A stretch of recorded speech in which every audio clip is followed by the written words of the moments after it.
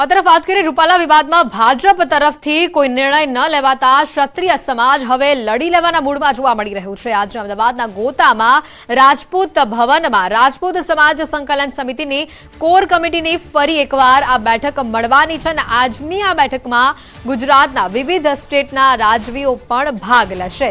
સાથે રાજપૂત કરણી સેનાના રાષ્ટ્રીય અધ્યક્ષ મહિપાલસિંહ મકરાણા અને ખાસ કરીને તેઓ ગુજરાત આવવાના છે અને ગુજરાત આવી રૂપાલાનો વિરોધ તેઓ કરશે।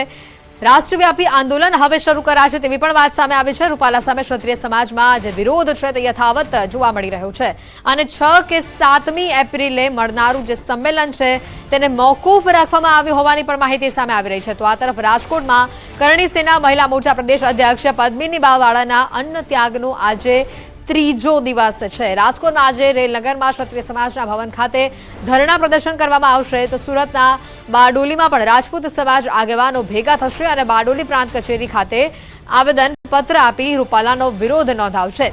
ગઈકાલે સંકલન સમિતિની બેઠકમાં અન્ય સમાજના આગેવાનો પણ પહોંચ્યા હતા। ક્ષત્રિય સમાજને અન્ય સમાજનો સહયોગ પણ હવે મળી રહ્યો છે। માલધારી સમાજ બાદ કારડિયા રાજપૂતોનું પણ સમર્થન સામે આવ્યું છે। ક્ષત્રિય સમાજની સંકલન સમિતિની સ્પષ્ટ વાત અહીંયા સામે આવી રહી છે। અમારો વિરોધ માત્ર રૂપાલા સામે જ છે, કોઈ સમાજ સામે અમારો વિરોધ નથી, કોઈ પક્ષ સામે અમારો વિરોધ નથી।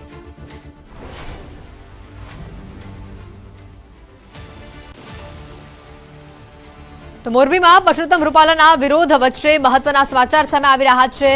રાજ પરિવારના રાજવીરસિંહ એસ જાડેજાના નામનો પત્ર હાલ વાયરલ થયેલો જોવા મળી રહ્યો છે। માળિયા રાજ પરિવારે ક્ષત્રિય સમાજને સમર્થન જાહેર કર્યું છે। પરસોત્તમ રૂપાલાએ નિવેદનને વખોડી કાઢવાનો ઉલ્લેખ કર્યો છે। રૂપાલાનું કૃત્ય માફીપાત્ર નહીં હોવાનો પણ આ પત્રમાં ઉલ્લેખ થયો હોવાનું સામે આવ્યું છે।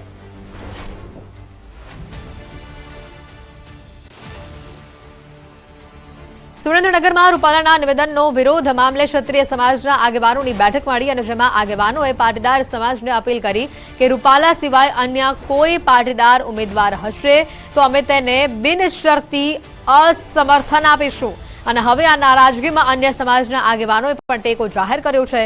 ક્ષત્રિય સમાજના વિરોધમાં તળપદા કોળી સમાજના અંદાજે 10થી પણ વધારે તેમજ બ્રહ્મ સમાજના અંદાજે 5થી વધુ આગેવાનોએ સમર્થન આપ્યું છે અને આ બેઠકમાં જિલ્લાના આંદોલન માટે કન્વીનરની પણ નિમણૂક કરવામાં આવી છે। સરદાર પટેલ જેવા મહાન નેતા કે જેના એક વાક્યની અંદર 562 રજવાડાઓ પોતાના રજવાડા ચરણોમાં ધરી દેતા હોય તો એવા લોકો શું એવા લોકો જે છે પાટીદાર સમાજમાં નથી? તો અમે એમને આહ્વાન કરીએ છીએ કે એવા આગળ આવો, એવા મોટા અને સારા બધા સમાજને લઈને સાથે ચાલી શકે એવા પાટીદાર યુવાનો બધા એવા નેતાઓને આગળ લાવો તો ક્ષત્રિય સમાજ તમને સંપૂર્ણ બિનશરતી ટેકો આપશે। એવી ક્ષત્રિય સમાજ ઉપર જે વાણી વિલાસ કરી અને સમાજ ઉપર જે સમાજ ઉપર માનહાનિ થઈ છે, ઠેસ પહોંચી છે એમના શાસ્ત્રો ધર્મ ઉપર, એટલા માટે અમે માનધાતા સંગઠન અખિલ ભારતીય કોળી સમાજ વતી અમે આનો વિરોધ કરીએ છીએ। આગળ વાત કરીએ તો અન્ય સમાચારો તરફ લોકસભા ચૂંટણીને લઈને કોંગ્રેસની વધુ એક યાદી જાહેર થઈ છે। કોંગ્રેસે ગુજરાતના 3 ઉમેદવારને જાહેર કર્યા છે। જૂનાગઢથી હીરાભાઈ જોટવાને ટિકિટ આપવામાં આવી છે તો સુરેન્દ્રનગરથી ઋત્વિક મકવાણાને ટિકિટ મળી છે। વડોદરાથી જશપાલસિંહ પઢિયારને ટિકિટ આપવામાં આવી છે।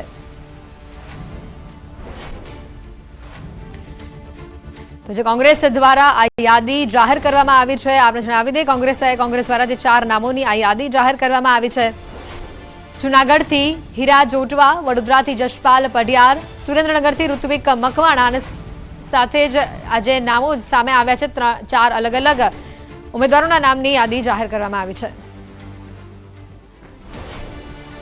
અને હવે વાત કરીશું બીજેપી વર્સિસ કોંગ્રેસ। સુરેન્દ્રનગર બેઠક પર ભાજપે ચંદુ શિહોરાને ટિકિટ આપી છે તો કોંગ્રેસ દ્વારા ઋત્વિક મકવાણાને ટિકિટ આપવામાં આવી છે। સુરેન્દ્રનગરના આ 2 ઉમેદવારો તો વાત કરીએ હવે જૂનાગઢમાં પણ વાત કરીએ તો ભાજપ દ્વારા રાજેશ ચુડાસમાને ઉમેદવાર જાહેર કરાયા છે તો કોંગ્રેસે હીરાભાઈ જોટવાને ઉમેદવાર જાહેર કર્યા છે। હવે જોઈએ વડોદરા બેઠકની વાત તો વડોદરા પરથી ભાજપે હેમાંગ જોશીને મેદાન ઉતાર્યા છે તો કોંગ્રેસે જશપાલ પઢિયારને મેદાને ઉતાર્યા છે।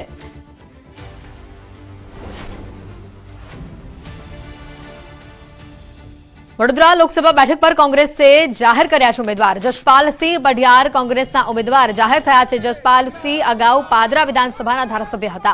હાલ જિલ્લા કોંગ્રેસ પ્રમુખની તેઓ જવાબદારી સંભાળી રહ્યા છે. ક્ષત્રિય સમાજનો ચહેરો અને યુવા આગેવાનને કોંગ્રેસે મેદાન ઉતાર્યા છે. જશપાલસિંહનું નામ જાહેર થતાની સાથે જ કોંગ્રેસ કાર્યકરોએ ફટાકડા ફોડી ઉજવણી કરી. કંઈક રીતે ઘણી બધા જે મુદ્દાઓ ટીપીની બાબતના મુદ્દા હોય, પાણીની બાબતના મુદ્દા હોય કે રસ્તાની બાબતના મુદ્દા હોય, આ તમામ મુદ્દાઓ લઈને વડોદરા શહેરની જનતા હોય કે વાઘોડિયા સાવલીની જે જનતા છે એમની સમક્ષ અમે જઈશું. ત્યારે કોઈ પણ સમાજ માટે ટીકા અથવા તો ટિપ્પણી કરવી અને તે પણ આટલી અભદ્ર ભાષામાં એ ક્યારે પણ ચલાવી લેવામાં નહીં આવે. લોકસભાની ચૂંટણી માટે કોંગ્રેસે ગુજરાતની વધુ 3 બેઠકોના ઉમેદવાર જાહેર કર્યા છે. ઉમેદવારોની યાદીમાં જૂનાગઢ લોકસભા બેઠક પરથી હીરાભાઈ જોટવાનું નામ જાહેર થયું છે. ખેડૂત અગ્રણી અને શૈક્ષણિક વ્યવસાય સાથે જોડાયેલા હીરાભાઈ જોટવા આહિર સમાજનું મોટું નામ ગણાય છે. હીરાભાઈનું નામ જાહેર થતાં તેમના સમર્થકોમાં ખુશીનો માહોલ છવાયો હતો.